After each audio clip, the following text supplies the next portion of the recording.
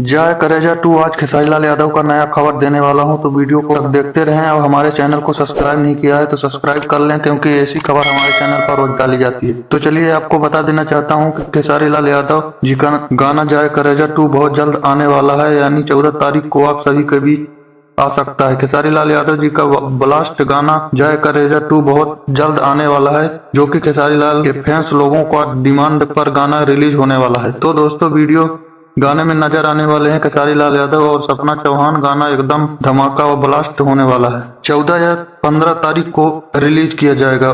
वही power star Pawan Singh का गाना मीडिया के मुताबिक बताया जा रहा है कि 14 तारीख को गाना आने वाला है, वायरल भोजपुरी के यूट्यूब चैनल पर डाला जाएगा। तो दोस्तों, वीडियो कैसा लगा कमेंट में जरूर बताएं। हमारे चैनल को सब्सक्राइब जरूर करें।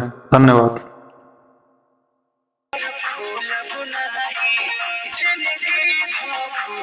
को सब्सक्राइब जरूर करें।